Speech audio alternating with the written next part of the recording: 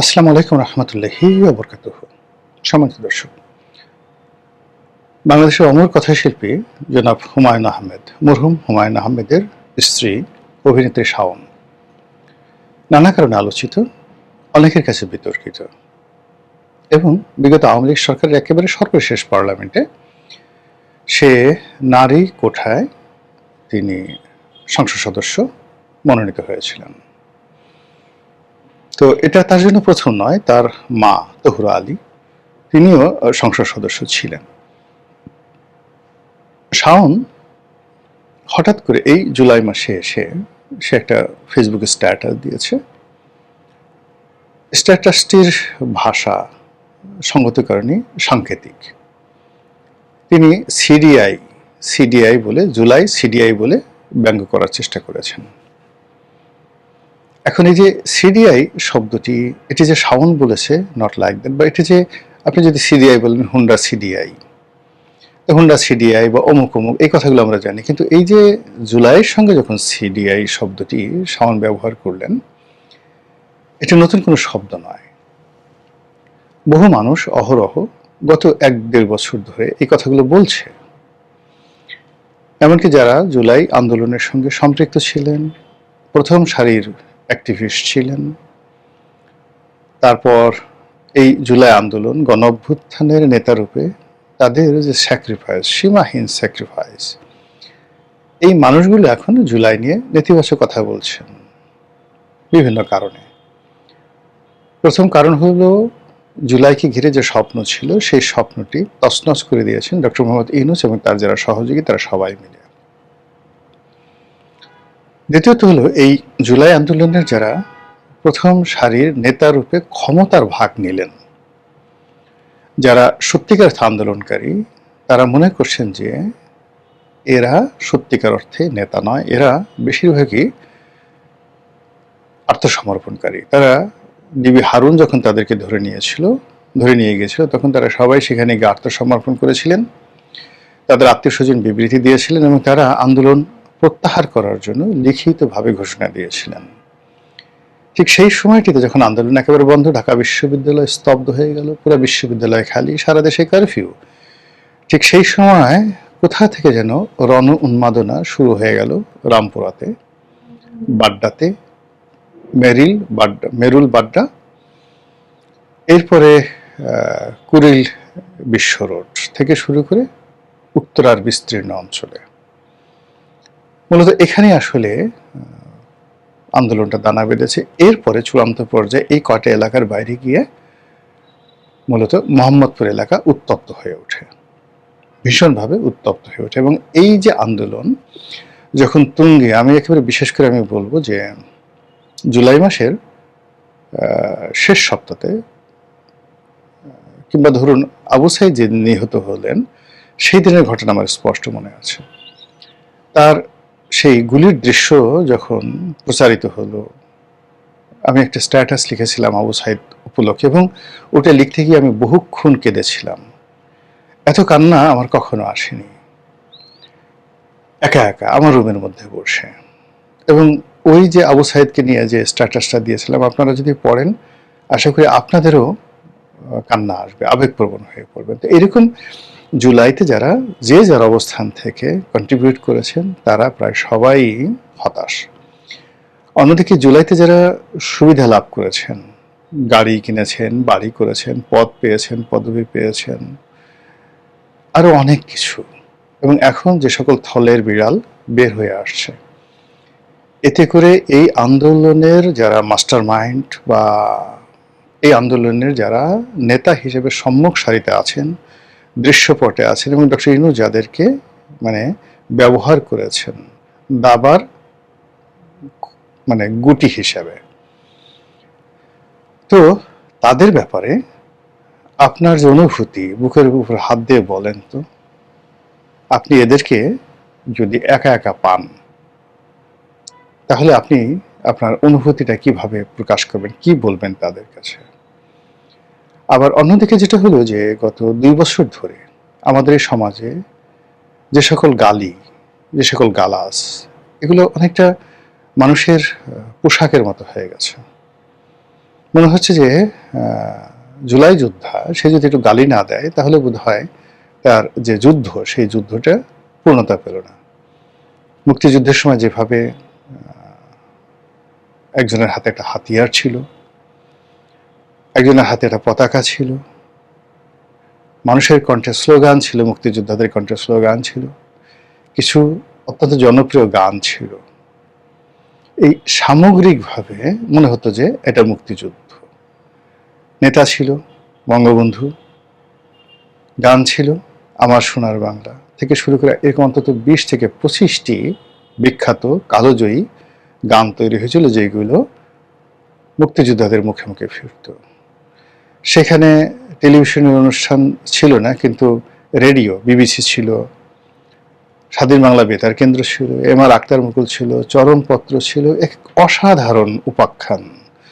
মানুষ শত কষ্টের মধ্যেও খুব কষ্ট করে সেই রেডিওর সিগন্যালটা ঠিক রেখে এম.আর. আখতার মুকুলের সেই চরমপত্র শুনতেন আর বিবিসির খবর শুনতেন। ভাত না খেলেও চলতো, কিন্তু এরকম এগুলো না হলে চলতো না। তো সেই দিক থেকে আপনি যদি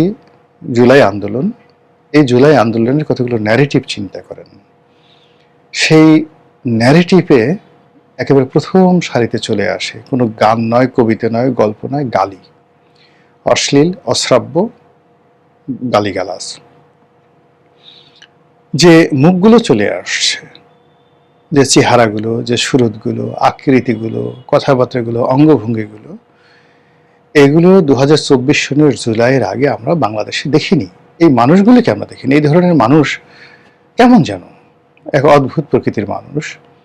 তারা অলনে ছাড়েন, দেখা গেল মহাবীর আলেকজান্ডারের মতো এসে আমাদের ঘাড়ের উপর চেপে বসলো এবং আমরা সবাই তাদেরকে জাতীয় নেতা, জাতীয় বীর, জাতীয় পিতা, জাতির পিতা এরকম বড় বড় উপাধিতে ভূষিত করার জন্য পাগল হয়ে গেলাম। কিন্তু ধীরে ধীরে, অর্থাৎ সেই 2024 সনের নভেম্বর ডিসেম্বর থেকেই মানুষের মন এই সমস্ত কর্মকাণ্ডর বিরুদ্ধে বিষিয়ে উঠল। এর কারণ হলো, যারা কথা বলছেন, যে ভাষায় কথা বলছেন, এ ভাষা বাঙালির ভাষা নয়। বাঙালি এত অশ্লীলতা পছন্দ করছে না। তারা যেভাবে বেয়াদবি করছেন, আপনি চিন্তা করুন, শেখ হাসিনা 78 বছর বয়সী একজন ভদ্র মহিলা, বৃদ্ধা। এখন তার যাকে বলা হয় পেটিকোট, মানে আমরা যেটাকে ছায়া বলি, কিংবা তার অন্তর্বাস মানে তিনি যে জাঙ্গিয়াগুলো পরতেন কিংবা তিনি যে ব্রাগুলো পরতেন, তো 20 বছর 21 বছরের ছেলেরা সেই সকল ব্রা পরে, সেই সকল জাঙ্গিয়া পরে যে উন্মুক্ত, মানে যে একেবারে ওপেন ড্যান্স, ওপেন কনসার্ট তারা গণভবনে করেছে, রাস্তায় করেছে, এটার একটা রেশ আছে। তো এটার একটা ভীষণ রকম রেশ আছে। আপনি চিন্তা করুন, বঙ্গবন্ধু শেখ মুজিবুর রহমানের মূর্তি ভেঙে ফেলা হয়েছে, ভালো কথা। লেনিনের মূর্তিও তো রাশিয়াতে ভাঙা হয়েছে, স্ট্যালিনের মূর্তি ভাঙা হয়েছে। মূর্তি তো বিমূর্ত কোনো কিছু নয়, কিন্তু সেই মূর্তি ভেঙে তারপর সেই মূর্তি যে খুলিটুকু আছে, সেই খুলির উপর প্রস্রাব করতে হবে, পায়খানা করতে হবে, এবং সেইগুলোর ছবি যে মুজিবের মাথার উপর পায়খানা করলাম।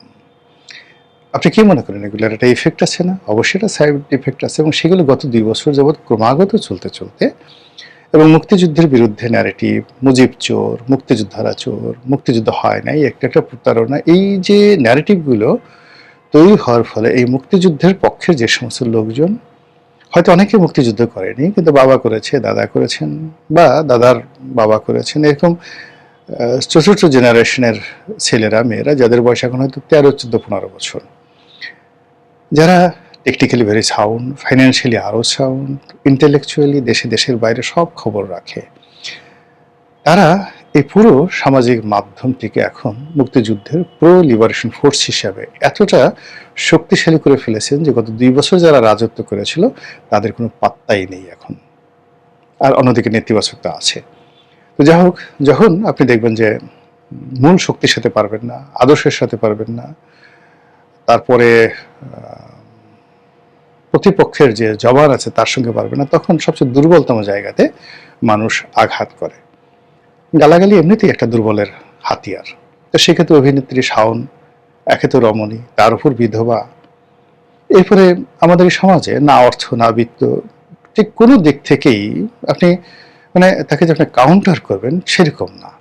তো সেই শাওন, হুমায়ুন আহমেদের বিধবা স্ত্রী, এখন শাওনের যে ব্যাকগ্রাউন্ড, আপনি সে যদি হুমায়ুন আহমেদের প্রথম স্ত্রীর কথা চিন্তা করেন, তার সন্তানদের কথা চিন্তা করেন, তারা সামাজিকভাবে যথেষ্ট, যাকে বলা হয় যথেষ্ট সফল, যথেষ্ট সার্থক, কিন্তু তাদের কথা আপনার কানে আসছে না বা তার এই ধরনের কথা বলছে না। কিন্তু শাওন যে কোনো কারণে একটা গালি দিয়ে বসেছে, একটা কথা বলেছে, জুলাই সিডিআই কথা বলে ফেলেছে। এখন শাওনকে ধরতে হবে, শাওনকে সিডিআই করতে হবে, শাওনকে জুতা মারতে হবে এবং শাওনের সাথে অশ্লীলতা কাজকর্ম করতে হবে। এখন এই যে শাওন যে কাজটি করেছেন, এটা এই যে তিনি যে গালি দিয়েছেন, এটা তার একটা দুর্বলতা। মানে তার যদি সামর্থ্য থাকতো তিনি আরো অনেক কিছু করতেন, তো তিনি সেই কাজগুলো করতে পারছেন না, বলতে পারছেন না, কিন্তু তিনি আবার সহ্য করতে পারছেন না। ফলে গালি যেমন দুর্বলের একটা হাতিয়ার, ঠিক তদ্রুপ ওইরকম একটা হাতিয়ার সে ব্যবহার করে গালি দিয়েছে। আবার তার কাউন্টারে যারা প্রতিপক্ষ, তারা আবার পাল্লা দিয়ে শাওনকে গালি দিচ্ছে, এবং যারা গালি দিচ্ছে তারা আরো দুর্বল। আপনাকে যে গালি দিল সেও দুর্বল, আর আপনি কাউন্টার তাকে গালি দিলেন, আপনিও মারাত্মক দুর্বল। ফলে এই দুর্বলের যুদ্ধ, মারামারি, এটা সবসময় ভয়ঙ্কর হয়। শক্তিশালীর যুদ্ধ ভয়ঙ্কর হয় না, দুর্বলের যুদ্ধ ভয়ঙ্কর হয়। আপনি দেখেন ইরান এবং আমেরিকা দুটো শক্তিশালী পক্ষ এবং ইসরায়েল সহ যুদ্ধ করলো, সেখানে দেখুন ক্ষয়ক্ষতি হয়েছে কিন্তু ভয়ঙ্কর হয়নি। কিন্তু আমেরিকা যে ভিয়েতনামে যুদ্ধ করেছে, আমেরিকা যে ইরাকে যুদ্ধ করেছে, লিবিয়াতে যুদ্ধ করেছে, সেটা পুরো সভ্যতাকে শেষ করে দিয়েছে। অর্থাৎ শক্তিশালী এবং দুর্বলের যে যুদ্ধ, এটা একটা পক্ষকে দুর্বলকে শেষ করে দেয়। আবার দুর্বল দুর্বল যদি যুদ্ধ করে, তাহলে আপনাকে যেতে হবে বুরুন্ডি, আপনাকে যেতে হবে সেই ইথিওপিয়া, যেখানে জাতিগত দাঙ্গা সংঘাতে দুর্বলরা, কঙ্গো থেকে শুরু করে আফ্রিকার যে সকল দেশে এখনো যুদ্ধ চলছে, সে সকল যুদ্ধে, উগান্ডা সহ, সেখানে যেতে হবে। তো এই যে আমাদের দেশে যে গালাগালি করা হচ্ছে এবং দুর্বলদের মধ্যে যে যুদ্ধ হচ্ছে, সেই যুদ্ধ পুরো রাষ্ট্রকে, সরকারকে, সবাইকে কলঙ্কিত করবে। এবং একই সঙ্গে যে শাওনের সাথে পাল্লা দিয়ে অন্যান্য যে সকল নারী আছেন, এক সাংবাদিক আছেন সোমা, টেলিভিশনে চাকরি করেন, এবং আপনারা তো জানেন আমাদের দেশের যে সংবাদপত্র, এখানে সাংবাদিক যারা আছেন মূলত তারা মালিক পক্ষেরই পারপাস সার্ভ করেন। মালিকরা যেভাবে বলেন বা মালিকরা যেভাবে খুশি থাকেন সেভাবে তাদের কাজ করতে হয়। এখানে সোমার জায়গায় যদি টোমা হয়, টোমার জায়গায় যদি গমা হয়, কোনো লাভ নেই। এখন যেমন সবাই তারেক জিয়া করছে, একসময় শেখ হাসিনা করতো, তার আগে আবার ইনুস করতো। তো এরকম মানে সোমারা যখন আওয়ামী লীগ জমানাতে ছিল, সংবাদের কারণে মালিকের নির্দেশ আওয়ামী লীগের যাকে বলা হয় পক্ষে করতে হবে, বা ডিজিএফআই এর নির্দেশ, এদের কিছু করার ছিল না। আবার এখন দেখা যাচ্ছে যে এই সোমারা বা সোমা অন্যান্য যারা আছেন, তাদেরকে যদি আপনি শত হাজার কোটি টাকাও দেন, তারা কিন্তু সরকারের বিরুদ্ধে একটা ন্যারেটিভ তৈরি করতে পারবে না এবং করবেও না। এখন সেই অতীতকালে সোমা কি বলেছেন, কি করেছে, সেগুলোকে সামনে এনে এই দুর্বল দুর্বল মানুষগুলো যারা দেশে থাকেন না, বিদেশে থাকেন, বিদেশে থেকে গালাগালি করেন, তারপরে বাংলাদেশে যেমন কোনো গুপ্ত শক্তি বা এরকম যারা গালাগালি করে, তারাই শাওনের মধ্যে সোমাকে গালাগালি করছে। বিএনপির এক এমপি মুখ ফসকে একটা কথা বলে ফেলেছেন। মুখ ফসকে মানে কি, নীলুফার চৌধুরী মনি, সে যে কথাগুলো বলেছে সেই একই কথা এই সমাজে বহুবার আলোচিত হয়েছে। এটা একটা ম্যাটিকুলাস ডিজাইনের আন্দোলন, এখানে স্নাইপার রাইফেল ব্যবহৃত হয়েছে, এখানে সেই সরকার গঠন থেকে শুরু করে আজকের দিন পর্যন্ত সেনাবাহিনীর গুরুত্বপূর্ণ ভূমিকা পালন আছে, সেনাবাহিনীর তত্ত্বাবধানে শেখ হাসিনা দেশের বাইরে থেকে গেছে। এই কথাগুলো কে না বলেছে বলেন তো? এই কথাগুলো যখনই মনি বলল, মুহূর্তের মধ্যে ওই যে নারী, সেই সময় যেভাবে নারী, তারপর শাওন যেভাবে নারী, মনিও একই নারী, এবং এর সঙ্গে সঙ্গে অন্যান্য যে সকল নারীরা এই যাকে বলে এই একটা চ্যানেলের মধ্যে জড়িয়ে পড়েছেন, যারা সোমার পক্ষে কথা বলছেন, শাওনের পক্ষে কথা বলছেন, তাদেরকেও এরকম সাইবার বুলিংয়ের শিকার হতে হচ্ছে।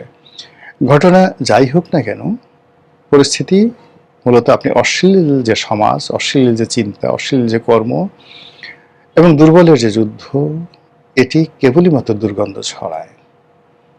আপনি যে কোনো একটা পচা জিনিস, সেটা আম, জাম, কাঁঠাল হোক, আপনি যত বেশি কসলাবেন, যত বেশি এটাকে রিফাইন করার চেষ্টা করবেন, তত বেশি ওটা থেকে দুর্গন্ধ বের হবে। তো আমাদের সমাজের এই বিষয়গুলো যখন চলছে এইভাবে, তখন রাষ্ট্র যে শক্তি, তারা যদি এখানে গুরুত্বপূর্ণ ভূমিকা পালন না করে, তাহলে এই যে ক্যান্সার, এই ক্যান্সার রাষ্ট্রশক্তি এবং একই সঙ্গে সঙ্গে সরকারি শক্তি দুটোকেই করাপ্টেড করে ফেলবে।